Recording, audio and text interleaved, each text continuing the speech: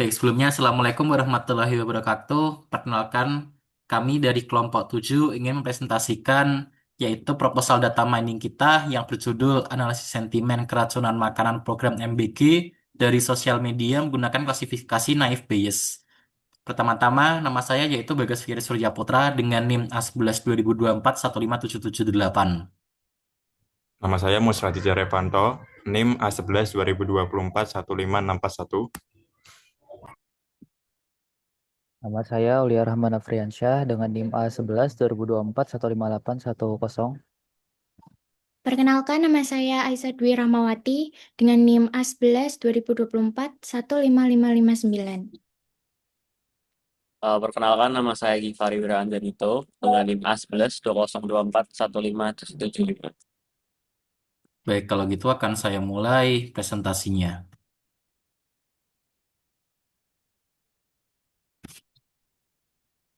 Oke, baik, terima kasih. Pembahasan yang pertama dari presentasi proposal ini adalah latar belakang penelitian. Program Makan Bergizi Gratis atau MBG menargetkan 15,5 juta anak sekolah, namun menghadapi tantangan serius dengan 119 laporan keracunan yang menimpa 10.482 siswa. Analisis sentimen diperlukan untuk memahami persepsi publik terhadap kasus ini sebagai dasar evaluasi kebijakan. Penelitian ini menggunakan metode Naive Bayes karena efisien, akurat, dan scalable.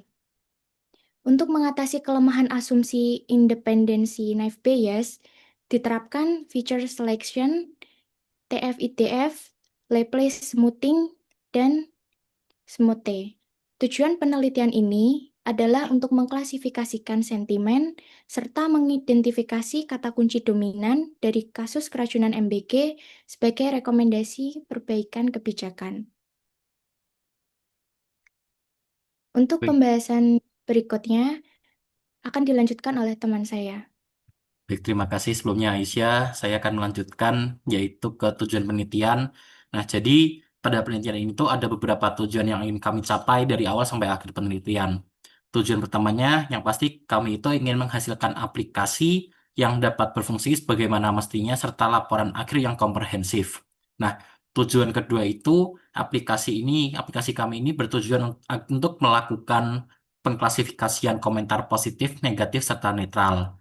Dan untuk tujuan ketiganya, yaitu aplikasi kami dapat mengidentifikasi kata kunci dominan untuk memberikan saran kepada pemerintah. Selanjutnya, Baik, selanjutnya untuk metode penelitiannya sendiri. Pertama, kita mencari datanya atau data scrap. Pada tahap pertama, kita melakukan data scraping dari platform YouTube, mengambil sekitar 800 hingga 1.200 komentar yang berkaitan dengan konten MBG. Di proses kedua, kita memproses datanya dengan pre-processing meliputi label simbol, tanda baca, angka, dan kata yang tidak relevan, dan mengubah semua teks menjadi lowercase. Tahapan ini itu bertujuan agar data siap digunakan dalam analisis dan permodelan. Kemudian masuk tahap yang ketiga. Pada tahap ini dilakukan analisis eksploratif seperti melihat distribusi sentimen atau melihat kata yang paling sering muncul. Selanjutnya di tahap labeling. Di labeling sendiri itu menggunakan pendekatan berbasis kamus kata positif, negatif, atau netral. Jadi nanti di labeling itu ada label yang positif, negatif, atau netral.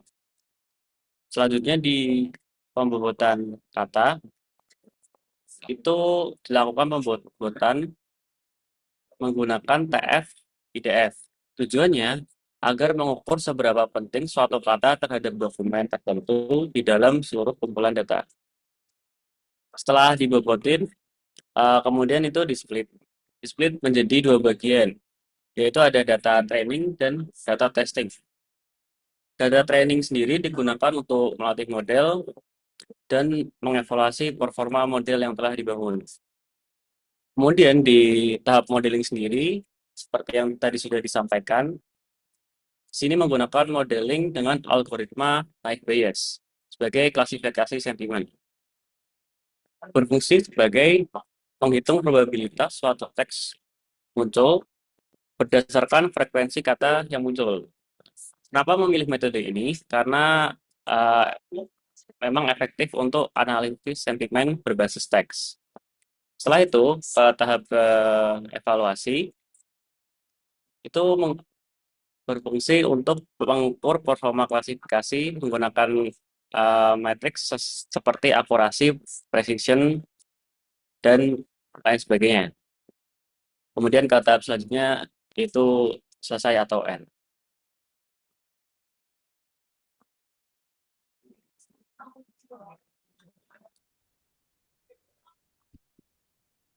Baik, setelah yang dibahas tadi untuk metode penelitian, selanjutnya akan dibahas lagi untuk hasil akhir yang diharapkan. Yang pertama itu ada 6 poin penting di sini. Yang pertama terbentuknya model analisis sentimen machine learning untuk menilai persepsi publik terhadap program MWG. Kedua, model mampu mengklasifikasikan komentar YouTube ke dalam sentimen positif, negatif, dan netral menggunakan pendekatan NLP dan TF-IDF. Yang ketiga itu dihasilkan evaluasi performa model menggunakan metrik akurasi, precision, recall, dan F1 score. Yang kelima, mengembangkan dashboard interaktif untuk pemetaan opini publik secara real time. Dan yang terakhir itu memberikan kontribusi data driven bagi pemerintah dalam meningkatkan keamanan pangan dan efektivitas program MBG.